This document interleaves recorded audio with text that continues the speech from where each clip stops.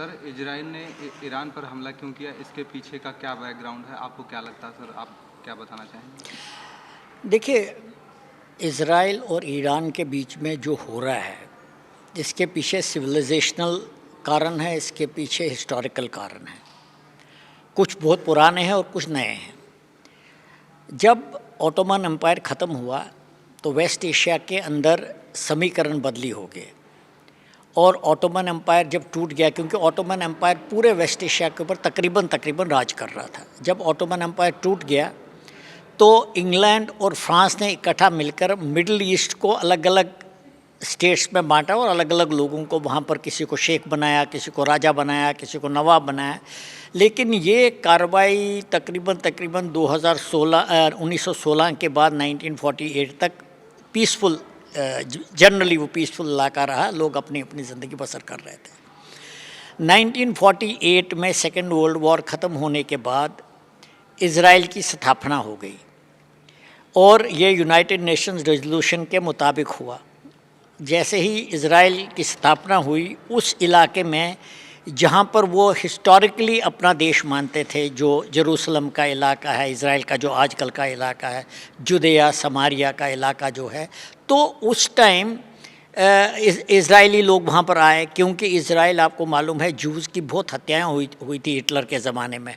तो कुछ तो वेस्टर्न नेशंस को एक कम्प्लेक्स भी था कि हम उनको बचा नहीं पाए, तो उन्होंने उनकी पुरानी डिमांड थी कि हमें इज़राइल वापस देना जाना चाहिए, जो हमारी हिस्टोरिकल ज़मीन रही है वहाँ जाने देना चाहिए।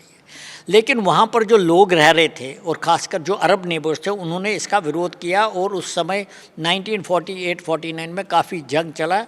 अल्टीमेटली वो इज़राइल वो जंग जीत गया और इज़राइल देश की स्थापना हो गई। लेकिन जितने भी अरब देश थे, उन्होंने इज़राइल की स्थापना का विरोध किया ज़बरदस्त। उसके बाद आपको पता है 1956 में एक लड़ाई हो गई, सुएज़ कनाल जब नेशनलाइज कर दी प्रेसिडेंट नासिर ने। फिर 67 में युद्ध हुआ इज़राइल का बाकी देशों के साथ, उनमें इज़राइल विक्टोरियस रहा।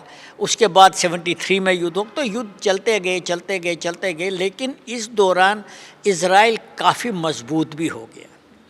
उसके बाद काफ़ी खासकर 1967 के बाद काफ़ी सारे ऐसे इलाके थे, जॉर्डन के, सीरिया के, इजिप्ट के, जो इज़राइल के कब्ज़े में आ गए।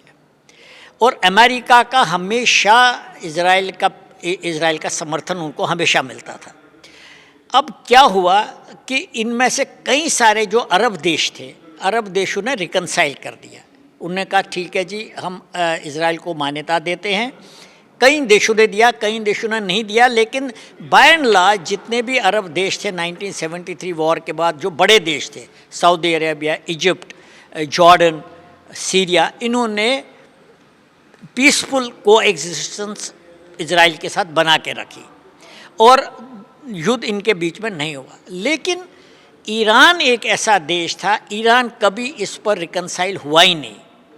उनका स्टेटेड जो स्टैंड है, जो ऑफिशियल स्टैंड है, हम इज़राइल को ग्लोब के नक्शे से हटा के रख देंगे। पहली बात तो ये।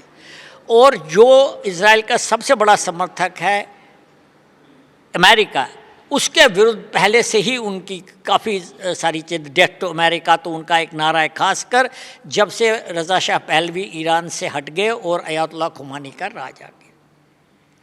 तो इन हालात में अगर आप देखेंगे पूरे वेस्ट एशिया के अंदर कई देशों ने तो अब्राहम अकॉर्ड साइन किया, मतलब उन्होंने इज़राइल के साथ डिप्लोमेटिक रिलेशंस कायम कर ली।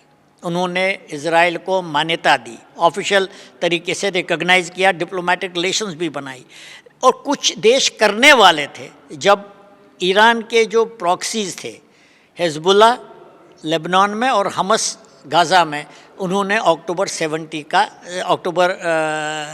2023 का युद्ध लड़ा। उसके बाद हालात वहाँ कभी ठीक हुए नहीं और इज़राइल ने फिर गाज़ा पर हमला किया। वहाँ पर कितनी तबाही हुई, उनकी पूरी टनलिंग सिस्टम उन्होंने ख़त्म कर दी और हमस को मार पड़ी। हिज़्बुल्लाह को भी लेबनान में, क्योंकि वो ईरान के प्रॉक्सीज़ थे, हिज़्बुल्लाह, हमस और हुतीज़, उनके साथ भी युद्ध लड़ा। लेकिन ईरान जो है वो इस मुद्दे पर कायम था कि भाई हम तो इज़राइल को मान्यता नहीं देंगे, हमको ख़त्म करके रखेंगे।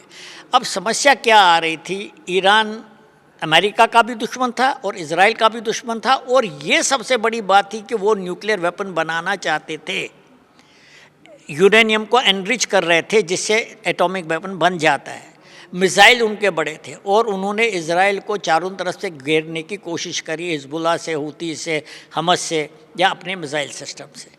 तो ये ईरान का ये कहना कि भाई हम इज़राइल को ख़त्म करेंगे, और ख़ासकर उनकी जो रेस थी न्यूक्लियर वेपन बनाने के लिए, ये इज़राइल को मंजूर नहीं था, क्योंकि जिस दिन ईरान के पास न्यूक्लियर हथियार आ जाता वो इज़राइल का एंड था। तो उनके दिल में ये बात बैठी थी। अब प्रॉब्लम क्या हुई इसी दौरान, क्योंकि ईरान के अंदर एक स्टूडेंट्स रिवोल्ट हो गया ज़बरदस्त, वहाँ पर सैंक्शन लगे थे, कई सालों से उनकी इकॉनमी ख़राब होने लगी, और क्योंकि एक कंजर्वेटिव रजीम वहाँ काम कर रहे, तो लोगों में भी रोष पैदा होगा, ज़बरदस्त एंटी ईरान, एंटी खुमैनी वहाँ पर रैली शुरू हो गई। इसका फ़ायदा उठा करके और अक्टूबर 7, 2023 के बाद जो युद्ध हुआ, उसकी घटनाओं की वजह से इज़राइल और ईरान अब इस जगह पहुँचे हैं जहाँ पर इनका ऑल आउट वॉर चल रहा है, क्योंकि इज़राइल मानता है कि उनको एक एग्जिस्टेंशियल थ्रेट है जब तक खमेनी और उसकी IRGC वहाँ रूल करेगी, और अमेरिका क्योंकि इज़राइल का सबसे बड़ा समर्थक है, उनसे सबसे बड़ा एलाई है मिडल ईस्ट पर, वो उनकी मदद कर रहा है।